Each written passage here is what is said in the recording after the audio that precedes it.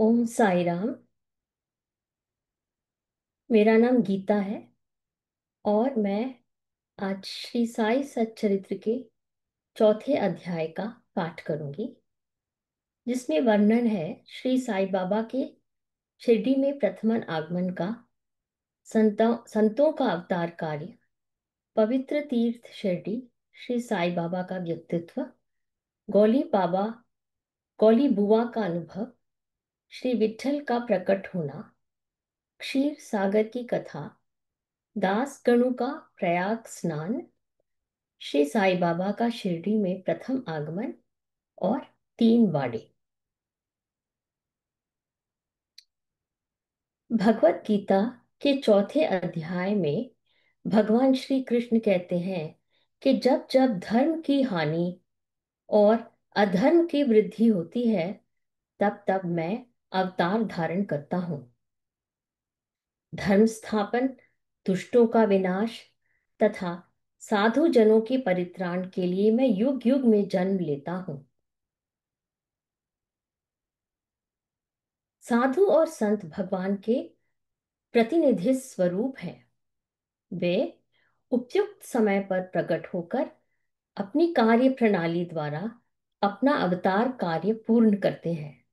अर्थात जब ब्राह्मण, क्षत्रिय और वैश्य अपने कर्तव्यों से विमुख हो जाते हैं, जब शूद्र उच्च जातियों के अधिकार छीनने लगते हैं, जब धर्म के आचार्यों का अनादर तथा निंदा होने लगती है, जब लोग निषिद्ध भोज्य पदार्थों और मदिरा आदि का सेवन करने लगते हैं,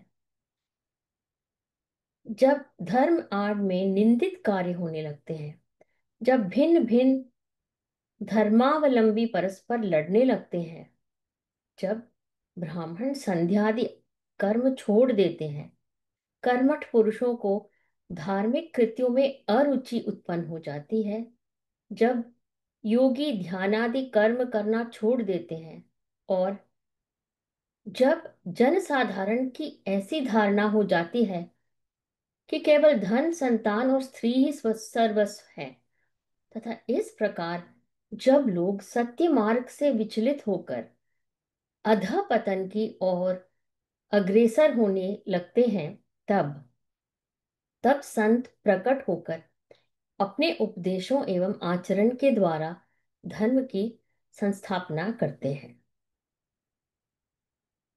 वे संत समुद्र के ज्योति स्तंभ की तरह हमारा उचित मार्गदर्शन करते तथा सत्य पथ पर चलने को प्रेरित करते हैं।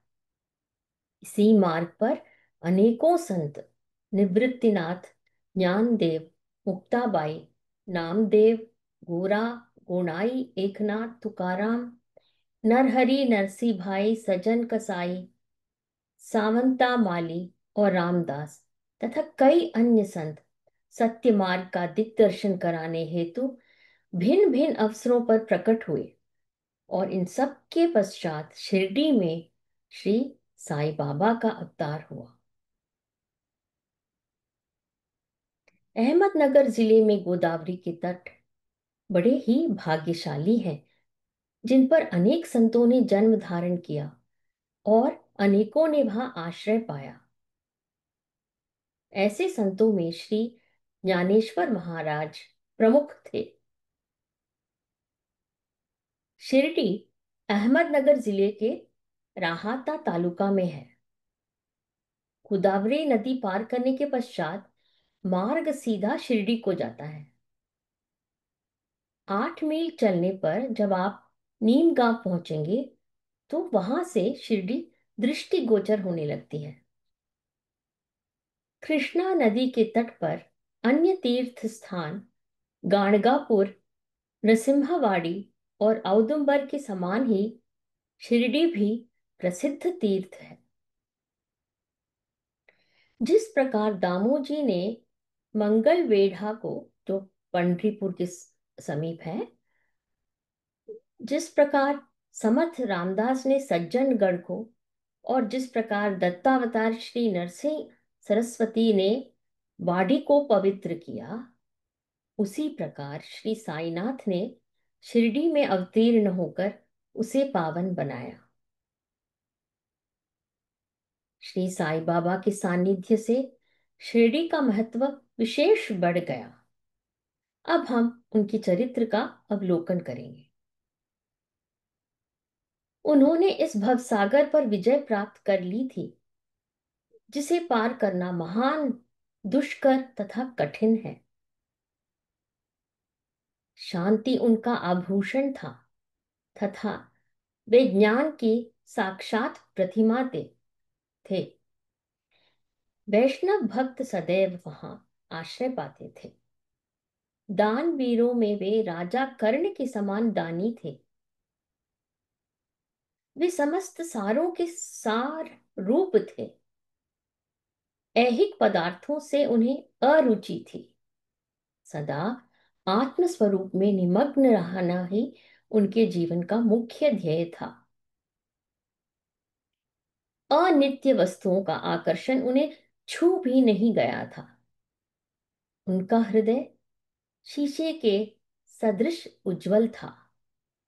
उनके श्रीमुख से सदैव अमृत वर्षा होती थी। अमीर और गरीब उनके लिए दोनों एक समान थे।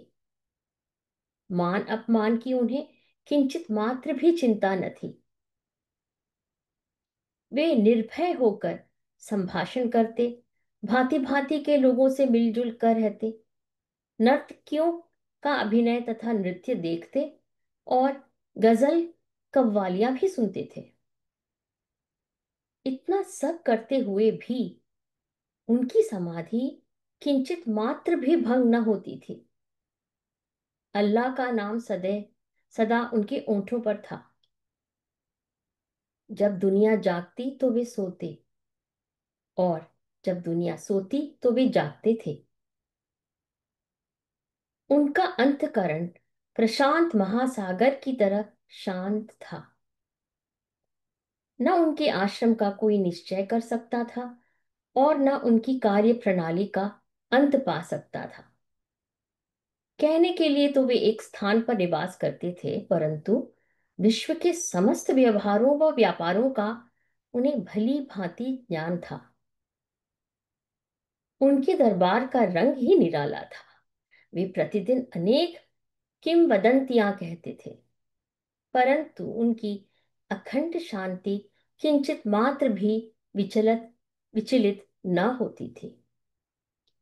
वे सदा मस्जिद की दीवार के सहारे बैठे रहते थे तथा प्रातः, मध्याह्न और सायंकाल लैंडी और चावड़ी की ओर वायु सेवन करने जाते तो भी सदा आत्मस्थित ही रहते थे। स्वतः सिद्ध होकर भी वे साधकों के समान आचरण करते थे। वे विनम्र, दयालु तथा अभिमान रहित थे। उन्होंने सबको सदा सुख पहुंचाया।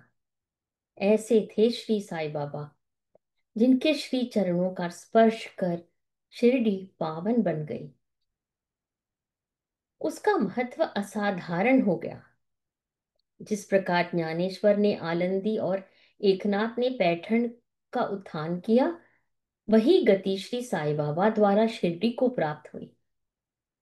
शिरडी के फूल, पत्ते, कंकड़ और पत्थर भी धन्य है, जिन्हें श्री साईं चरणाम्बुजों का चुंबन तथा उनकी चरण रज मस्तक पर धारण करने का सौभाग्य प्राप्त हुआ। भक्तगण को शिरडी एक दूसरा पंढरपुर, जगन्नाथपुरी, द्वारका, बनारस, महाकालेश्वर तथा गोकर्ण महाबलेश्वर बन गई। श्री साईं का दर्शन करना ही भक्तों का वेद मंत्र था, जिसके परिणाम स्वरूप आसक्ति घटती और आत्मदर्शन का पथ सुगम होता था। उनका श्री दर्शन ही योग साधन था और उसे वार्तालाप करने से समस्त पाप नष्ट हो जाते थे। उनका पाद सेवन करना ही त्रिवेणी या प्रयाग स्नान के समान था तथा चरणामृत पान करने मात्र से ही समस्त इच्छाओं की तृप्ति होती थी। उनकी आज्ञा हमारे लिए वेद सदृश थी। प्रसाद तथा उदी ग्रहण करने से चित्त की शुद्धि होती थी। वे ही हमारे राम और कृष्ण थे, जिन्होंने हमें मुक्ति प्रदान की। वे सदा आत्मस्थित चैतन्य घन तथा आनंद की मंगल मूर्ति थे। कहने को तो शिरडी उनका मुख्य केंद्र था, परंतु उनका कार्यक्षेत्र पंजाब, कलकत्ता, उत्तरी भारत, गुजरात, ढाका और कोंकण तक विस्तृत था। श्री साईं बाबा की कीर्ति दिन प्रतिदिन चारों ओर फैलने लगी और जगह जगह से दर्शनार्थ आकर उनके भक्त लाभ उठाने लगे। केवल दर्शन से ही मनुष्यों, चाहे वे शुद्ध अथवा अशुद्ध हृदय के हों, उनके चित्त को परम शांति मिल जाती थी। उन्हें उसी आनंद का अनुभव होता था जैसा कि पंढरपुर में श्री विट्ठल के दर्शन से होता है। यह कोई अतिशयोक्ति नहीं है। देखिए, एक भक्त ने यही अनुभव पाया है। गौली बुबा की कथा सुनेंगे। लगभग 95 वर्ष यानी के वयोवृद्ध भक्त, जिनका नाम गौली बुबा था, पंडरी के एक वारकरी थे।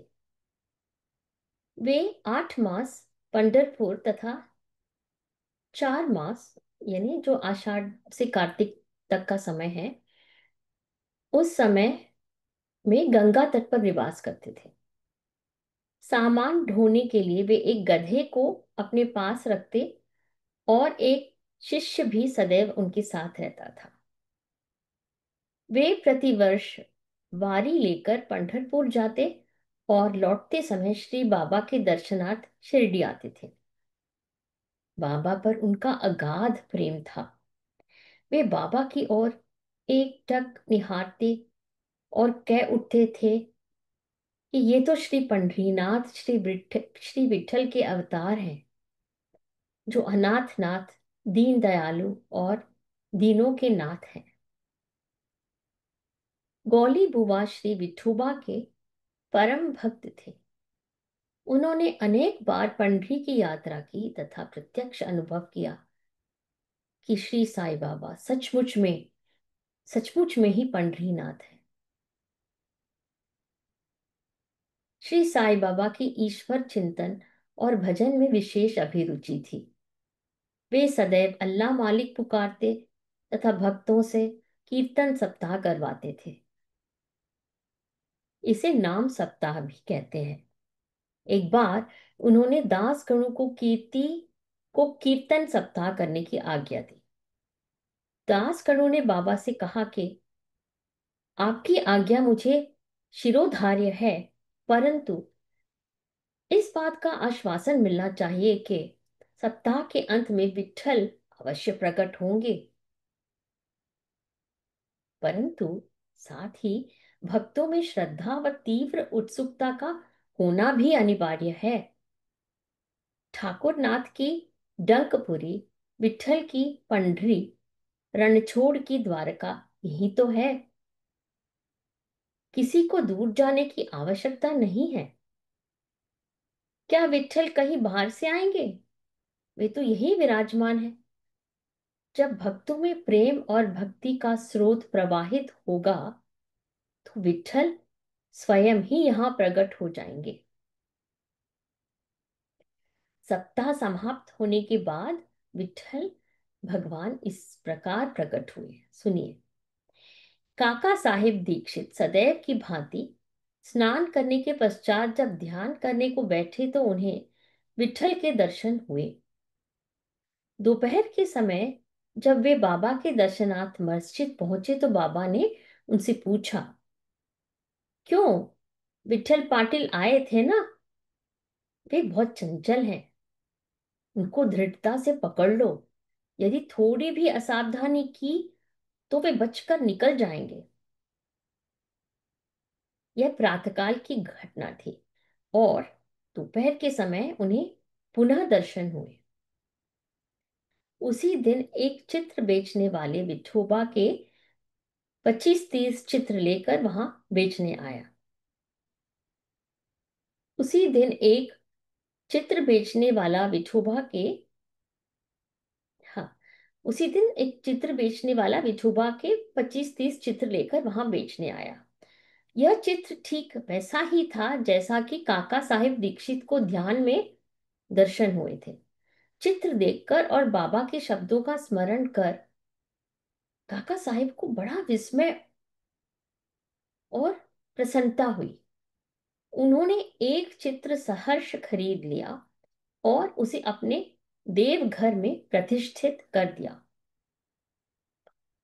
ठाना के अवकाश प्राप्त मामलतदार श्री बीवी देव ने अपने अनुसंधान के द्वारा यह प्रमाणित कर दिया है कि शिरडी पंढरपुर की परिधि में आती है। दक्षिण में पंढरपुर श्री कृष्ण का प्रसिद्ध स्थान है, अतः शिरडी ही द्वारका है। यह आप साईलीला पत्रिका के भाग 12 में अंक 1, 2, 3 के अनुसार आप पढ़ के देख सकते हैं। द्वारका की एक और व्याख्या सुनने में आई है जो कि के नारायण अय्यर द्वारा लिखित भारतवर्ष का स्थायी इतिहास, इस पुस्तक में स्कंद पुराण से उद्धृत की गई है। वह इस प्रकार है। चतुर्वर्णामपि वर्गाणाम यत्र द्वाराणि सर्वतः अतो द्वारावतीत्युक्ता विद्वद्भिस्तत्त्वमादिभिः। जो स्थान चारों वर्णों के लोगों को धर्म अर्थ काम और मोक्ष के लिए सुलभ हो, जो स्थान चारों वर्णों के लोगों को धर्म अर्थ काम और मोक्ष के लिए सुलभ हो, दार्शनिक लोग उसे द्वारका के नाम से पुकारते हैं। शिरडी में बाबा की मस्जिद केवल 4 वर्णों के लिए ही नहीं, अपितु दलित, अस्पृश्य और भागोजी शिंदे जैसे कोढ़ी आदि सब के लिए खुली थी। अतः शिरडी को द्वारका कहना ही सर्वथा उचित है। श्री विठल पूजन में बाबा को कितनी रुचि थी यह भगवंत राव क्षीर सागर की कथा से स्पष्ट है। भगवंत राव के पिता विठोबा के परम भक्त थे, जो प्रतिवर्ष पंढरपुर वारी लेकर जाते थे। उनके घर में विठोबा की एक मूर्ति थी जिसकी वे नित्य प्रति पूजा करते थे। उनकी मृत्यु के पश्चात उनके पुत्र भगवंत राव ने वारी, पूजन, श्राद्ध इत्यादि समस्त कर्म करना छोड़ दिया। जब भगवंत राव शिरडी आए तो बाबा उन्हें देखते ही कहने लगे कि इनके पिता मेरे परम मित्र थे, इसी कारण मैंने इन्हें यहाँ बुलाया है। इन्होंने कभी नैवेद्य अर्पण नहीं किया तथा मुझे और विठोबा को भूखों मारा है, इसलिए मैंने इन्हें यहाँ आने को प्रेरित किया है। अब मैं इन्हें हठपूर्वक पूजा में लगा दूंगा। गंगा और यमुना नदी के संगम पर प्रयाग प्रसिद्ध पवित्र तीर्थ स्थान है। हिंदुओं की ऐसी भावना है कि वहां स्नानादि करने से समस्त पाप नष्ट हो जाते हैं। इसी कारण प्रत्येक पर्व पर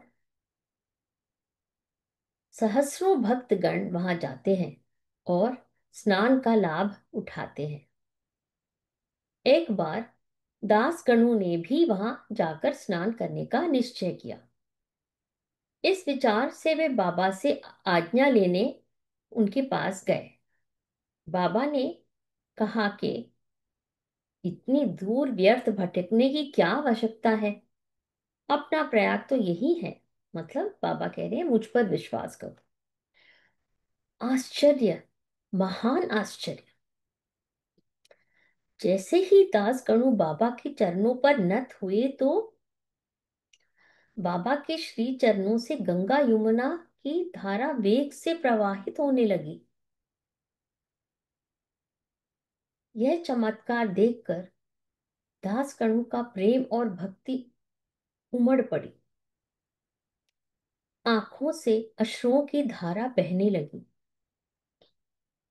उन्हें कुछ अंतस्फूर्ति हुई और उनके मुख से श्री साईं बाबा की स्रोत स्विनी स्वतः प्रवाहित होने लगी।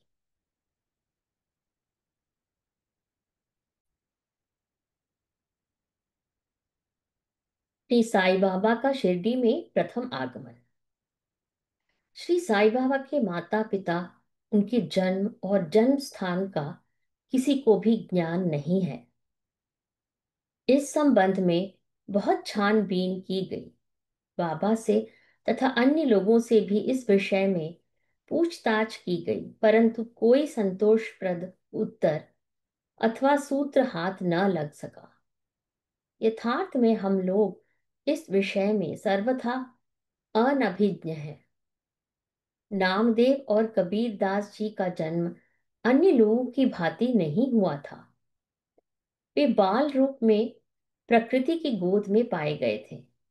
नामदेव भीमरथी नदी के तीर पर, गोनाई और कबीर भगीरथी नदी के तीर पर तमाल को पड़े हुए मिले थे। तमाल एक वृक्ष है। और ऐसा ही श्री साईं बाबा के संबंध में भी था। वे शिरडी में नीम वृक्ष के तले 16 वर्ष की तरुणावस्था में स्वयं भक्तों के कल्याणार्थ प्रकट हुए थे। उस समय भी वे पूर्ण ब्रह्मज्ञानी प्रतीत होते थे। स्वप्न में भी उनको किसी लौकिक पदार्थ की इच्छा नहीं थी। उन्होंने माया को ठुकरा दिया था और मुक्ति उनके चरणों में लौटती थी। शिरडी ग्राम की एक वृद्ध स्त्री नाना चोपदार की मां ने उनका इस प्रकार वर्णन किया है। एक तरुण, स्वस्थ, फुर्तीला तथा अति रूपवान बालक सर्वप्रथम नीम वृक्ष के नीचे समाधि में लीन दिखाई पड़ा। सर्दी व गर्मी की उन्हें किंचित मात्र भी चिंता न थी। उन्हें इतनी अल्प आयु में इस प्रकार कठिन तपस्या करते देखकर लोगों को महान आश्चर्य हुआ। दिन में वे किसी से भेंट नहीं करते थे और रात्रि में निर्भय होकर एकांत में घूमते थे। लोग आश्चर्यचकित होकर पूछते फिरते थे कि इस युवक का कहां से आगमन हुआ है। उनकी बनावट तथा आकृति इतनी सुंदर थी कि एक बार देखने मात्र से लोग आकर्षित हो जाते थे। वे सदा नीम वृक्ष के नीचे बैठे रहते थे और किसी के द्वार पर न जाते थे। यद्यपि वे देखने में युवक प्रतीत होते थे, परंतु उनका आचरण महात्माओं के सदृश था। वे त्याग और वैराग्य की साक्षात प्रतिमा थे। एक बार एक आश्चर्यजनक घटना हुई। एक भक्त को भगवान खंडोबा का संचार हुआ। लोगों ने शंका निवारणार्थ उनसे प्रश्न किया कि हे देव, कृपया बतलाइए कि ये किस भाग्यशाली पिता की संतान है और उनका कहां से आगमन हुआ है। भगवान खंडोबा ने एक कुदाली मंगवाई और एक निर्दिष्ट स्थान पर खोदने का संकेत किया। जब वह स्थान पूर्ण रूप से खोदा गया तो वहां एक पत्थर के नीचे ईंटें पाई गई। पत्थर को हटाते ही एक द्वार दिखा जहां पर 4 दीप जल रहे थे।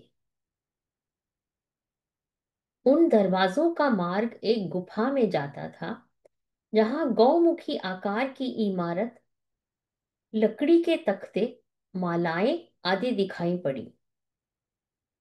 भगवान खंडोबा कहने लगे कि इस युवक ने इस स्थान पर 12 वर्ष तपस्या की है। तब लोग युवक से प्रश्न करने लगे, परंतु उसने यह कहकर बात टाल दी कि यह मेरे श्री गुरुदेव की पवित्र भूमि है, अतएव मेरा पूज्य स्थान है। तब लोगों ने उस दरवाजे को पूर्ववत बंद कर दिया। जिस प्रकार अश्वत्थ तथा औदुंबर वृक्ष पवित्र माने जाते हैं, उसी प्रकार बाबा ने भी इस नीम वृक्ष को उतना ही पवित्र माना और प्रेम किया। भांसापति तथा शिरडी के अन्य भक्त इस स्थान को बाबा के गुरु का समाधि स्थान मानकर सदैव नमन किया करते थे। नीम वृक्ष के आसपास की भूमि श्री हरि विनायक साठे ने मोल ले ली और उस स्थान पर एक विशाल भवन का निर्माण किया, जिसका नाम साठेवाड़ा रखा गया। बाहर से आने वाले यात्रियों के लिए यह वाड़ा ही एकमात्र विश्राम स्थान था, जहां सदैव भीड़ रहा करती थी। नीम वृक्ष के नीचे चारों ओर चबूतरा बांधा गया। सीढ़ियों के नीचे दक्षिण की ओर एक छोटा सा मंदिर है, जहां भक्त लोग चबूतरे के ऊपर उत्तराभिमुख होकर बैठते हैं। ऐसा विश्वास किया जाता है कि जो भक्त गुरुवार तथा शुक्रवार की संध्या को वहां धूप अगरबत्ती अदा आदि सुगंधित पदार्थ जलाते हैं, वे ईश कृपा से सदैव सुखी होंगे। यह वाड़ा बहुत पुराना तथा जीर्ण शीर्ण स्थिति में था तथा उसके जीर्णोद्धार की नितांत आवश्यकता थी, जो संस्थान द्वारा पूर्ण कर दी गई। कुछ समय के पश्चात एक दूसरे वाड़े का निर्माण हुआ, जिसका नाम दीक्षित वाड़ा रखा गया। काका साहिब दीक्षित कानूनी सलाहकार जब इंग्लैंड में थे, तब वहां उन्होंने किसी दुर्घटना से पैर में चोट आ गई थी। उन्होंने अनेक उपचार किए, किंतु पैर अच्छा न हो सका। नाना साहिब चांदोलकर ने उन्हें बाबा की कृपा प्राप्त करने का परामर्श दिया। इसलिए उन्होंने सन 1909 में बाबा के दर्शन किए। उन्होंने बाबा से पैर के बदले अपने मन की पंगुता दूर करने की प्रार्थना की। उन्होंने बाबा से पैर के बदले अपने मन की पंगुता दूर करने की प्रार्थना की।